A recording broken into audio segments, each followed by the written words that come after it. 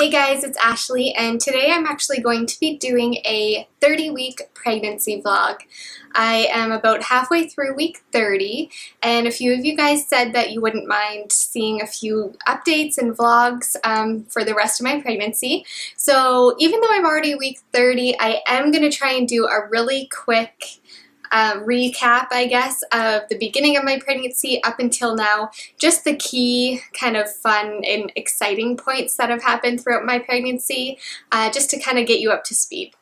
So I have my little notebook with all my notes about kind of what happened from the beginning up until now. So if you see me looking down, that's why. So I'm going to get started just with my first trimester. I found out I was pregnant about the last week of January, and I think I was about 4 or 5 weeks by that time, because you don't really know right away when you're pregnant. You have to wait for a while. So I was about 4 or 5 weeks, and right around 6 weeks, morning sickness hit me like a ton of bricks, and my first trimester ended up being really pretty awful, to be honest with you. So when I first started getting morning sickness, I honestly can't even call it morning sickness because it turned out to be all-day sickness, which was really horrible. And that lasted a good couple of weeks where it was kind of just on and off all day, every day. And then we ended up going on our honeymoon, which was already booked.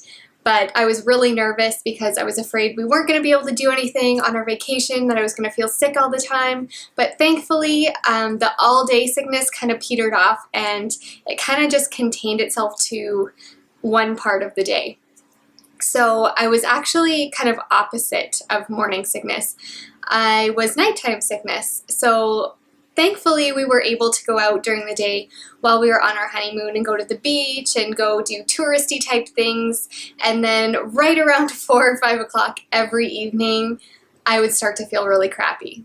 So basically, I was bedridden every night up until almost week 17, which is into my second trimester. So anybody that says morning sickness should stop after your first trimester, it's not always true. I know there's some people that have it really bad and get it the whole 9 months, so I consider myself lucky, but still I had it up until week 17 for sure. The foods that really helped me get through this time that I lived on were fruit, dry cereal, and crackers. And then like juice and stuff like that for fluids, but those seem to be the only things that I could really keep down and that were comfortable to eat. So not really the healthiest things, but that's what got me through. So when we got back from our honeymoon, and it was about week 10, we went for our first prenatal doctor's appointment. And at that appointment, we actually got to hear the heartbeat for the first time.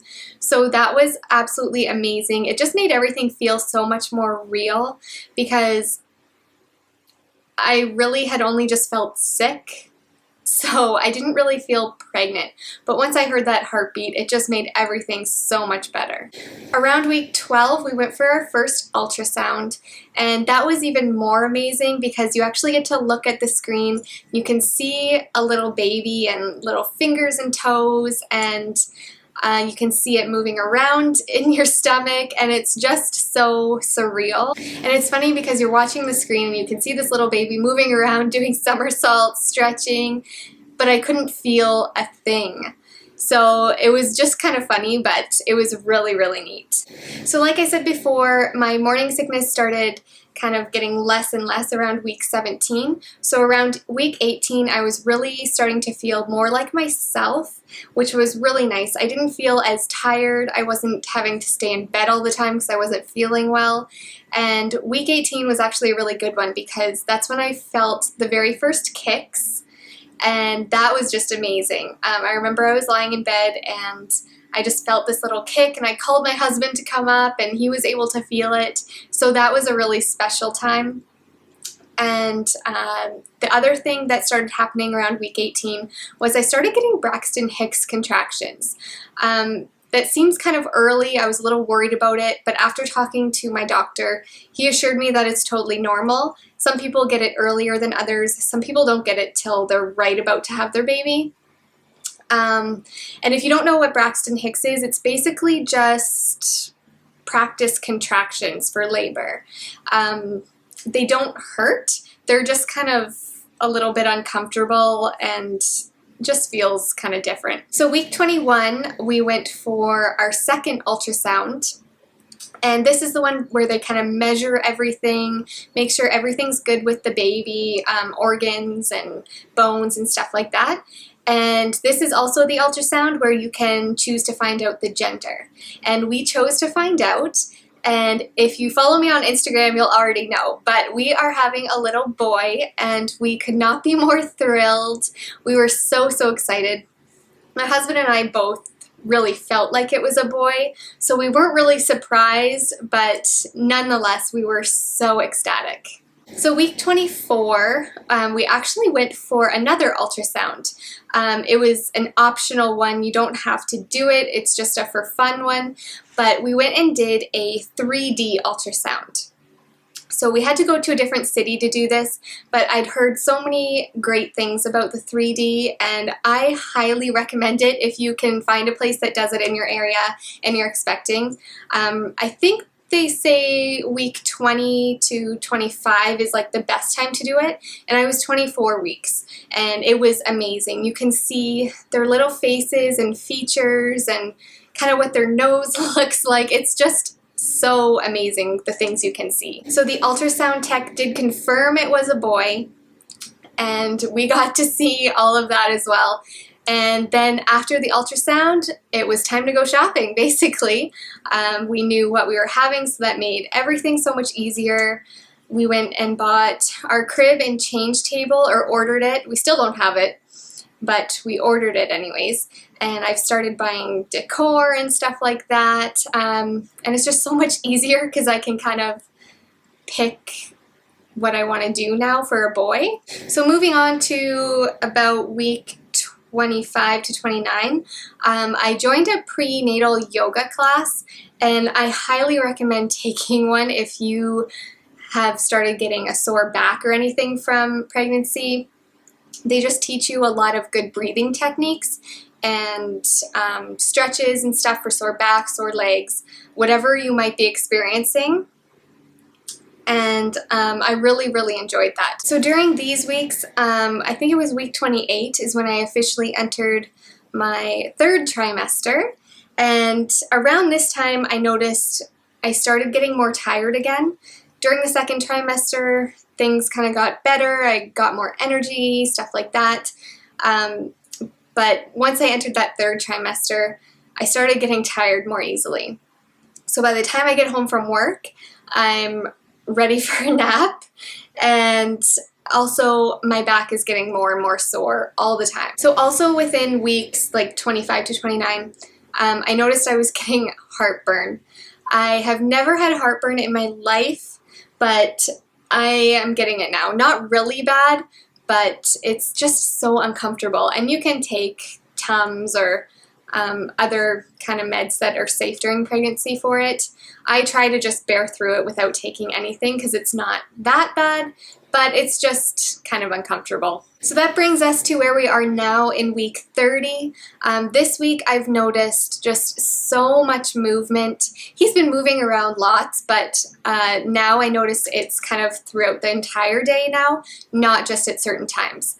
Before, like in my second trimester, I would notice him mostly in the morning and kind of right before I go to bed and I'm trying to go to sleep is when he would be most active.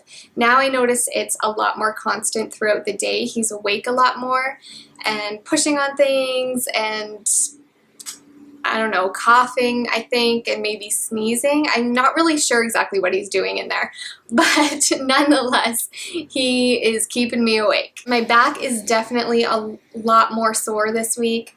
Thankfully, we did a prenatal class just on the weekend, and the teacher actually taught my husband how to do like relaxation and breathing exercises and how to kind of help me with my back issues.